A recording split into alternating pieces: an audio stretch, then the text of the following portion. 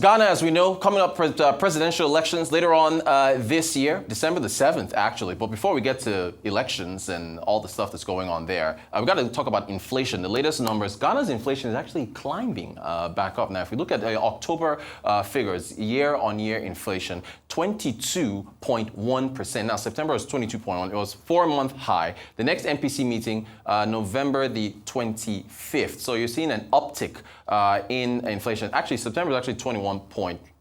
It was actually 21.5%. Let's talk to Winston Tackie, who, of course, is a business journalist and analyst, joining us now to discuss further. Winston, good morning to you. Great to have you on the show. What would you attribute to the rise in inflation that we've seen in Ghana?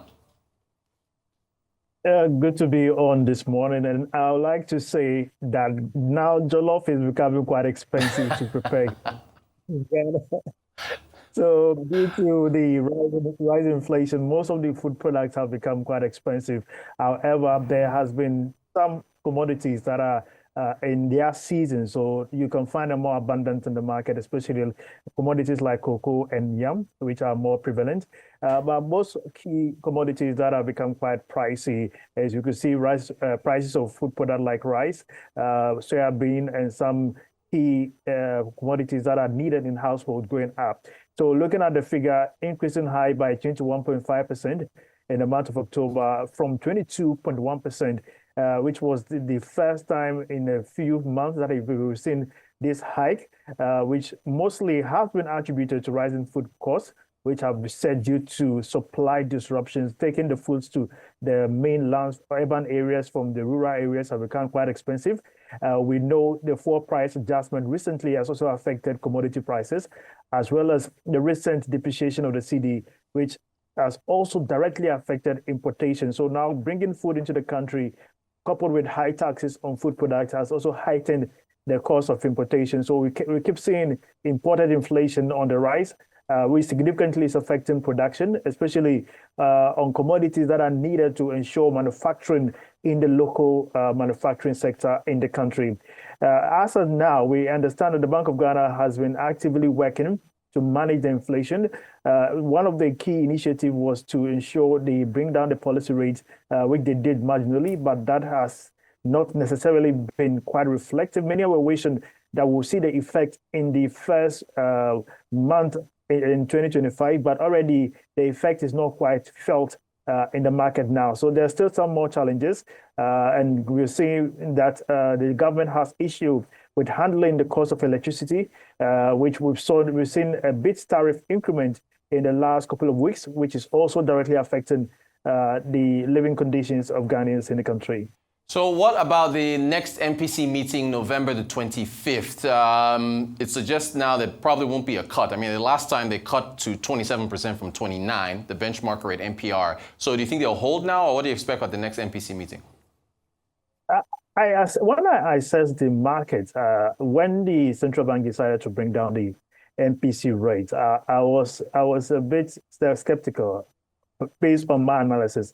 But with the rising inflation that we've seen recently, this marginal rise, it's likely the Monetary Policy Committee might consider maintaining or even increasing the policy rate of 27% to curb the pressure that the government is receiving, despite the recent rate cut from 29%. It's like a continued hike could justify possibly a reason being that the central bank is trying to stabilize the currency and prevent further surges in inflation, especially on food prices, because when the currency remains unstable, it has ripple effects on product of food and services, especially on import, because we need more dollars to ensure our trade balance fall in place. So the government's plan is to ensure they have enough forex reserve, which is in dollars, to help them stabilize the domestic inflation. However, the MPC is also looking at the performance in the financial market, with many portfolios coming into play. The government is hoping that they will look at the conditions under the IMF and ensure that all factors being the same, they will try not to bring out any policy that would necessarily lead to affecting the domestic inflationary figures going into the last quarter of the year. All right, and the last quarter of the year, you've got an election. I want to get to two quick quotes from John Dramani Mahama, who is, of course, the National Democratic Congress presidential candidate. He said, we must look at rationalizing the issue of tax revenues. Government is not doing much to reduce expenditure, but doing everything to increase taxes, and it's making Ghana an unfavorable destination for business. However, I mean, Winston, the taxes were part of requirements to qualify for the $3 billion IMF loan. So is Mr. Mahama going to target expenditure if he wins? And hasn't the current administration taken measures to reduce expenditure? When it comes to election promises, it's easy to say than to work on. And however, everyone is assessing the commitment and the ability of making sure your policy are quite clear to the populace as they go into the election come December.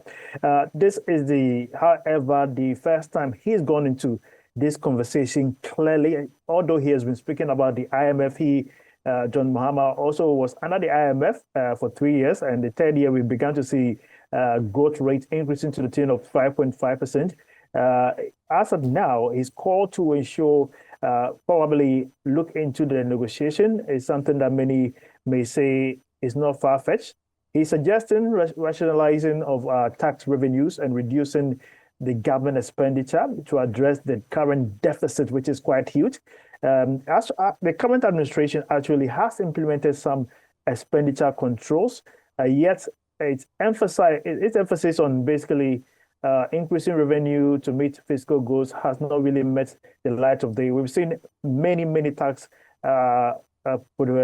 assets being implemented. We've seen betting tax, we've seen excise duty tax, we've seen tax on food and services going up, we've seen VAT tax going up. So the current government's stand under the IMF has called for this conversation by the former president, John Dramani Mahama, asking that he would rather focus on cutting down expenditure rather than bringing on more taxes to burden Ghanaians. So it is an election year.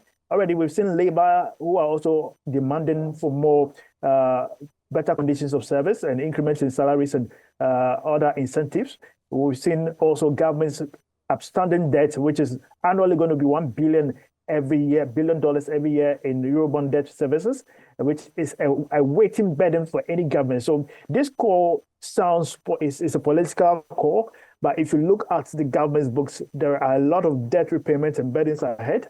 And although we've restructured our debt, there are still issues that government has to resolve from the financial sector reclaiming, ensure confidence is built with our international investors, and ensuring that the environment is made conducive. We've seen most businesses moving away from Ghana to Cote d'Ivoire and other French-speaking countries, although Ghana and Nigeria are well positioned to champion the cause of ensuring that we create the environment to attract them because of our Anglophone position that we are as strong players in the West African sub-region. So, but John Mahama has spoken, but it's time we'll see what he'll do when he comes into power.